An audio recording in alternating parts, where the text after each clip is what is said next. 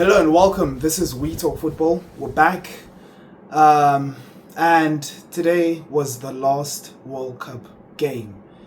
Today was the last game of the World Cup for 2026. Man, what a month. What a month it has been. It's been an incredible tournament. It's been one of the best tournaments I've seen in my lifetime. And I've watched a lot of tournaments. It's been one of the best World Cups I've seen. The drama, the goals, the superstars performing at a high level, giving us great games, awesome moments. And today ended Spain beating Argentina 1-0. And look, I was supporting Argentina. I was rooting for Argentina. I wanted them to win. And this entire time I was thinking, I'm not gonna feel that bad if Argentina do lose. They've won the Copa America twice and the World Cup in between in the last few years. And so it feels like it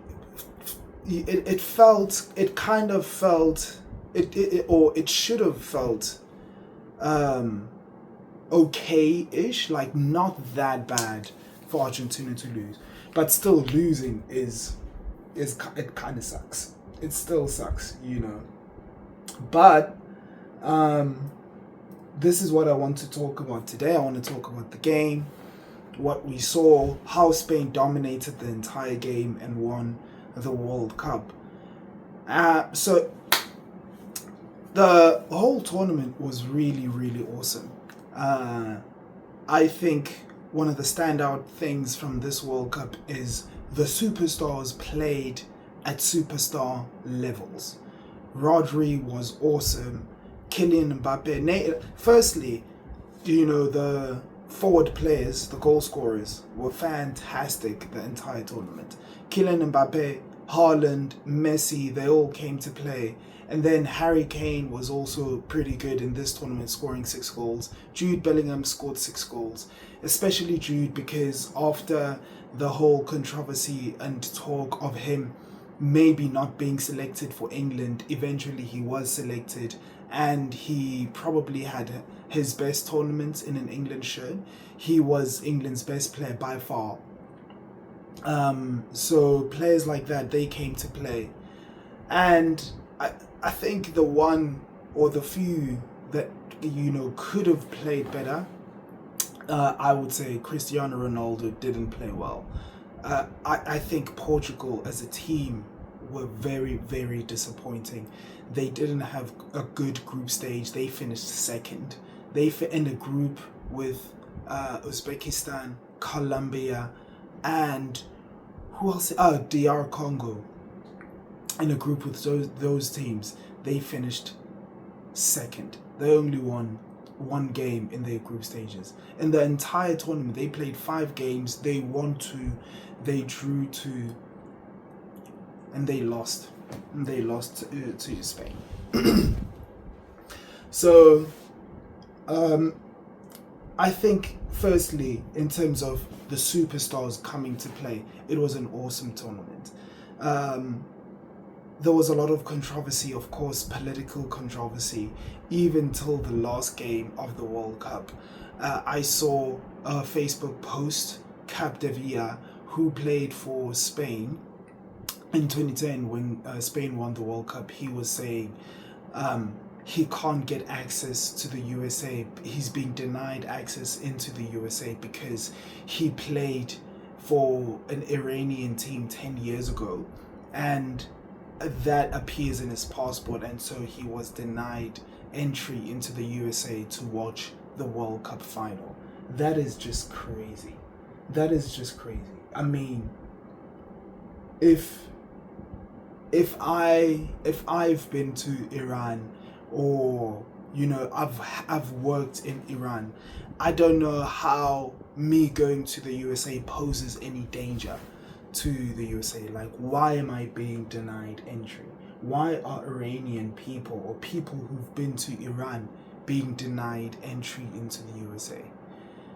It's just, yeah, like, it's like when you thought it couldn't really be that bad, it was just really so poor, in politically, right? And not just poor in terms of from the USA's standpoint, but also we had this incident with Celeste Amarilla, that ugly lady, you know, talking about Kylian Mbappe and basically saying the only kind of education he received was from chimpanzees.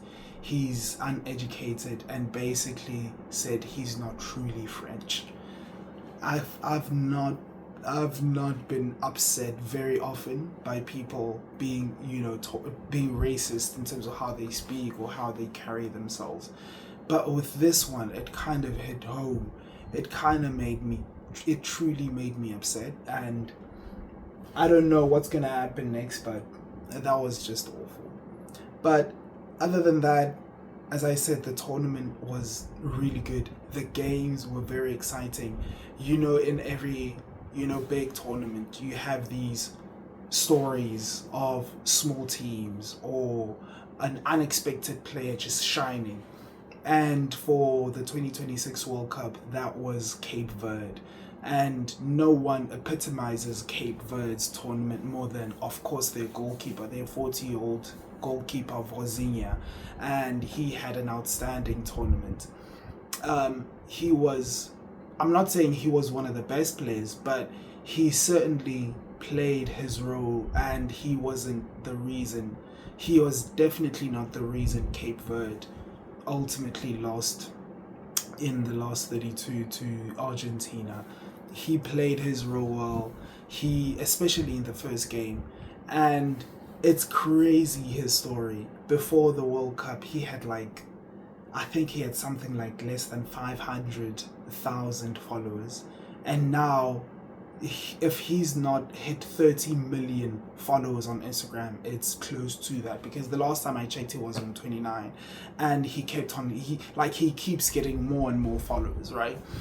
So I think he had a really good tournament. And for a small nation like Cape Verde to go and reach that far into the tournament, it's outstanding. And even in their last game against Argentina, they really gave Argentina a scare there. I mean, I'm not saying that there was a big chance that Argentina were going to lose to Cape Verde, but definitely they gave Argentina a much harder game than anyone would have expected. So, Vozinha and Cape Verde were the bright story of the tournament. Even the story that he couldn't afford to bring his mom to the USA. And after his first game against Spain, I think the USA kind of held out to bring his mom to the USA, and she was there, so it was a beautiful moment in that sense. So it was a very, very good tournament all around, and the semi-finals were also super exciting. Spain absolutely played France off the park. They were by far the better team from the first minute. And what was super surprising, in my opinion, in that Spain-France game was how defensively solid Spain were. They were really good. They were I knew they had conceded the least amount of goals throughout the tournament to that point, but I had thought I've watched Spain, I've watched Barcelona, and a huge part of the reason why their defenses are good is because they keep so much of the ball that when the opponents get the ball, it's hard for the opponents to hurt Spain because they haven't had the ball for so long. And so it's kind of they don't know how to attack Spain or what to do with the ball. But that's what I thought. But in this case, I saw they do have a good defense. they have. I don't think they have. I don't think they have outstanding, world class, awesome defenders across the board, like like Arsenal. But they definitely have really good defenders who played at a high level. Kabasi was great in this tournament. Aymeric Laporte was great in this tournament. It's like, if he's that good, why is he at Bilbao? He played for Man City, he went to Qatar, and now he's at Bilbao. I think a few big teams could still use someone like Aymeric Laporte in their team. His experience, his defensive abilities, he's great. And he's a great passer of the ball. Like, he can control the game. He can control the game really well from defense. Sorry, I've got my tea. Want to get it going before it gets really cold. But yeah, Spain played well. They shut down, I know Argentina scored more goals than France in this tournament, but in my opinion, I think France's attack is better than Argentina's attack. It was better there. Better players. It was more potent. It was more threatening. I know it kind of seems weird, but because Argentina scored more goals. And the Argentina-England game, I was actually pretty happy that England always go into tournaments as one of the favorites. They always seem to have this golden generation of players. They always seem to have a good chance of bringing it home. The only thing that always goes back home are the players. I don't think they're a particularly great footballing nation in terms of the players that they produce. And also, Thomas Tuchel is one of the most overrated managers I've seen. And I spoke to my cousin who's a Chelsea fan, and when Thomas Tuchel was still at Chelsea, well, the last few, near the end of his Chelsea tenure, I said to him, if Thomas Tuchel, and this was when he had won the Champions League with Chelsea, I said the kind of football that he plays does not make it easy to keep him. He plays a very too pragmatic style of football that is not encouraged. It's not good on the eyes. It doesn't look good. And I know he wins games. He's won the Champions League with Chelsea, and I guess that was one of the things that England were thinking when they hired him. But I don't think he plays a style of football that wants you to keep him, right? And he can win tournaments, as he showed us with Chelsea, but when it's really bad, it goes really bad on the pitch for Thomas Tuchel, and the kind of decisions that he made are diabolical in that semi-final. Just after they scored the goal, after the hydration break, he takes off Anthony Gordon and brings on Ezra Konsa. My goodness. Why would you do that? Why would you bring on a defensive player to come on for the guy who scored the goal, who threatened Argentina and actually scored a goal? And I think he went into a prevent defense way too early. So I was happy that Argentina won. Now going into the final, right?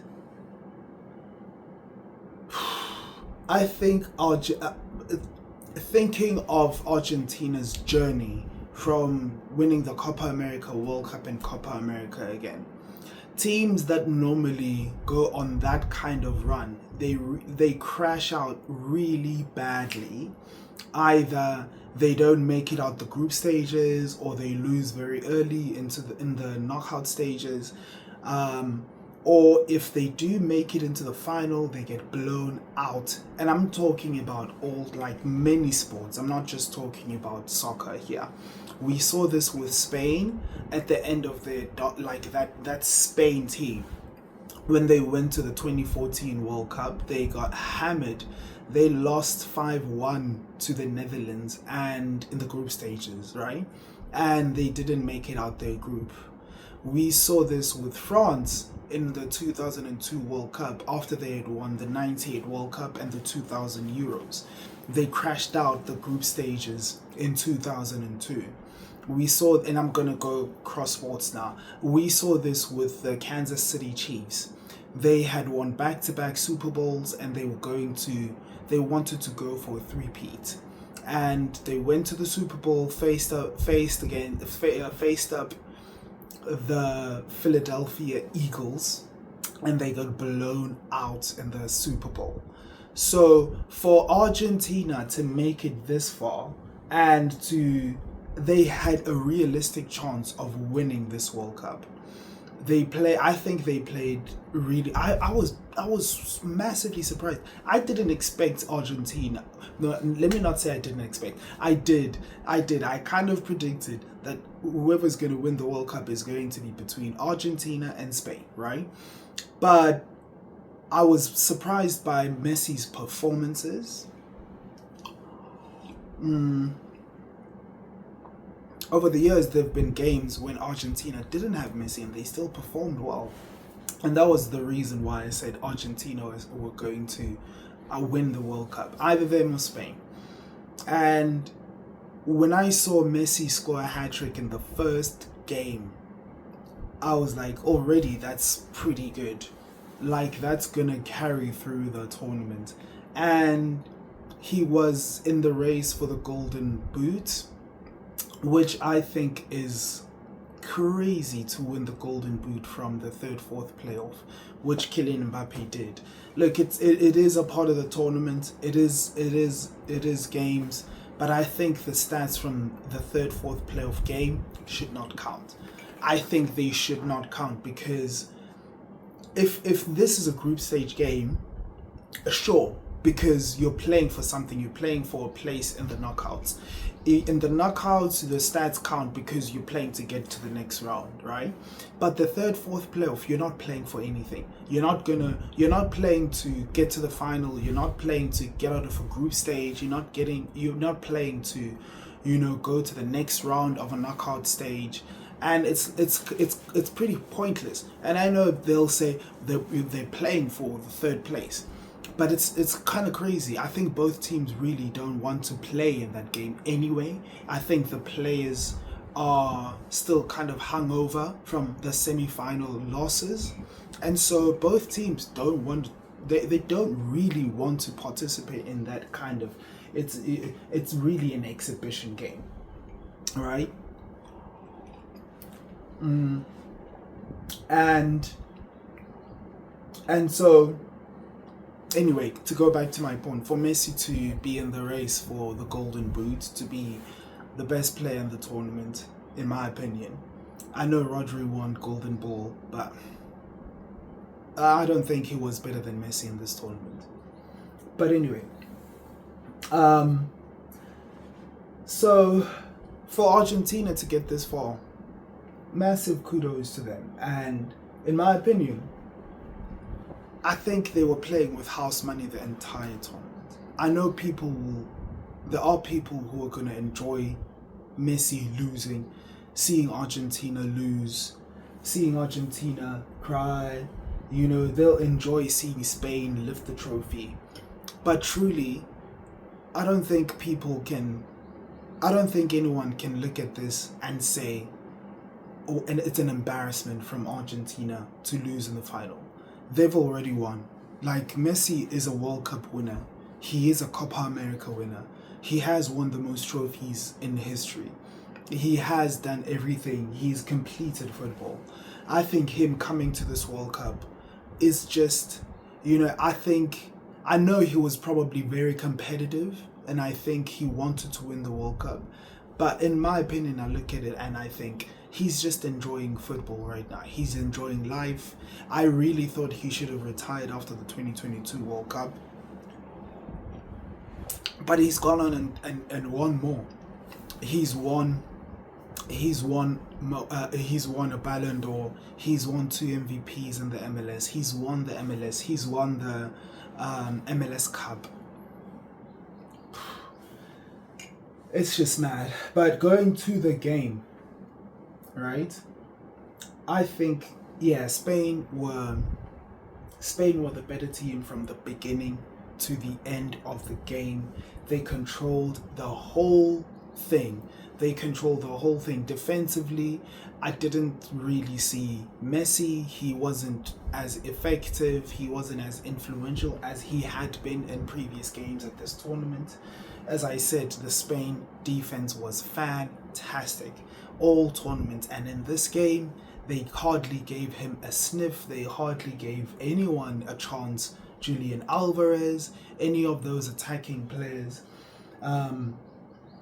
Argentina threw on Simeone. I think he was trash. He was trash when he came on. And really, Spain limited Argentina to absolutely zero. No shots on target the entire game. And they really didn't create any real chances to hurt Spain, to score goals. And I'm looking at the statistics. Argentina, they say they had 35% ball position. It felt much less than that. XG 0.22 for Argentina, 2.29 for Spain. They created a lot of chances. I know they scored only the 1 goal, but they did create a lot of chances. They did create a lot of trouble for Argentina. And like you could see, firstly, Spain were hungrier to win this game. And I think you could see an Argentina team that were on fumes. I think it's an Argentina team that was tired. Firstly, I think it's an aging Argentina team. And also it's a team that doesn't have a lot of pace up front. It doesn't have great offensive, players forwards, especially on the wings. It's a very slow team. And I think how Argentina played today was exactly what Spain would have wanted. They were not moving the ball fast enough, and I think they missed the trick on that. If you're going to play against Spain and you have ball possession, you have to move the ball really quick. You have to be able to move the ball really quick through the lines. Get your forward players running in behind the Spain defense, because they play a really high line. And I know Unai Simon plays on the edge of his box, and anything that comes in behind the Spain defense, he's there to clear it out. But you have to try and play in behind Spain. That's the one way you could hurt them. If you're playing against Spain and you have ball possession and you're passing it slowly in between, passing it through your midfielders, passing it about at the back, you're playing into what Spain want to do. They want to keep it like that. They want to play a high to mid block, and they put you under a little bit of pressure. They don't really allow you to play through their midfield, through their lines, which is quite disciplined and really good. So that makes it difficult for you to kind of play how they play. So I'm gonna go back to 2013 and seeing how Bayern Munich, that Bayern Munich team that won the treble under Jupp Heynckes, how they dismantled Barcelona. They didn't give Barcelona a lot of space to play through their midfield. And what they did is, immediately when they got the ball, they shift it really quick to their wide men. And they had one of the best duos of wide men in football history, Ribéry and Arjen Robben, who had pace to they burned the fullbacks, right?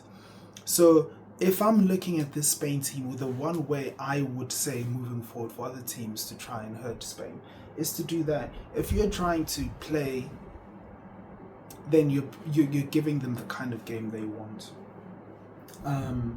So it wasn't a very, it wasn't. I think it wasn't a very competitive game in terms of, Argentina creating chances too. Spain dominated the entire game. Their midfield was fantastic. Again, Fabian Ruiz, Rodri, Olmo, they controlled the pace of the game. I mean, if they were able to do that to France, then Argentina's midfield had no chance. They didn't have Paredes from the beginning of the game, and they had Alexis McAllister, Enzo Fernandez, who got a red card, and Rodrigo de Paul. So that's a good midfield. They work hard. I know they fight, but it's not gonna. You can fight all you want. You're not gonna be better than Spain in midfield. So I think that was the game. Enzo Fernandez got a red card. I think the second yellow card, I can see why that's given today, but in my opinion, I think that's just a foul. I think also Kobasi's reaction and how he was rolling on the floor, because his entire leg was chopped off. I think that also added to the referee's decision, right? And for all the talk in this tournament that FIFA is rigging games for Argentina to win. Messi's the FIFA prince. He is the favorite son. He's the chosen FIFA boy. For all the nonsense, and I'm not saying today's Enzo's red card wasn't warranted. I think in today's game it is a yellow card. It is a second yellow. The intensity that he came in, and he did make contact with Kobasi, right? But if Argentina if FIFA were rigging these games for Argentina to win, that wouldn't have been a red card. The other thing is, if Argentina and Messi are adored or favored by FIFA so much, I think he would have won player of the tournament. He didn't. Rodri got it. In my opinion, I don't think Rodri was as good as Lionel Messi in this tournament. He was amazing. He is in the team of the tournament. But in my opinion, I don't think he was better than Lionel Messi. Lionel Messi won Argentina games. He dragged Argentina to victories. He would score big goals. He would make big goals. And without Lionel Messi, I think Argentina get knocked out really early in this tournament. I think without Rodri, Spain still go really far in this tournament. I'm not saying Spain would go to the final, but I do see them, even without Rodri, getting to the semi-final. Without Messi, Argentina don't get this far. I don't think they win games against Egypt. I don't think they win games against Switzerland. And I definitely know without Lionel Messi, they wouldn't have beaten England. That's just my opinion. I think Messi influenced games way more than Rodri did. Rodri was playing in an awesome team with Fabian Ruiz, Dani Olmo alongside him, who were fantastic. Defensively, Laporte and Kobasi were fantastic. Offensively, Argentina were good, but not great. And he didn't have a consistent and reliable running partner all tournament, Lionel Messi. And I feel like Messi should have been the player of the tournament. But anyway, They gave it to Rodri, and Rodri is making a serious case for being one of the greatest midfielders we've ever seen.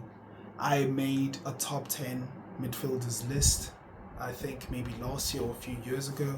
I may have to revisit that with how Rodri is going on right now. He had an awesome tournament. Even with what I've just said, I don't think he was player of the tournament, but he was definitely, one of the players, one of the standout players of the tournament. He's definitely in the team at the tournament. And now in his resume, he'll say, I have a Ballon d'Or, I have a Champions League, I have a Champions League player of the tournament, I have a World Cup player of the tournament, Euro player of the tournament, I have Premier League titles. He's captained Spain to these, to back-to-back international trophies. I still have Sergio Busquets as the greatest DM ever. He's the greatest 6 in my opinion. But Rodri is certainly making a case. He said, there are people who will say, nah, hell no. I'm having Rodri. I'm taking Rodri over Busquets. And I can't be mad to people who say that. He is awesome. All right, he has had an amazing career, and especially after the ACL that he suffered 2 years ago, to come back from that and to do this for Spain. Kudos, man. Kudos. Shout out to Rodri. He was fantastic. He was amazing.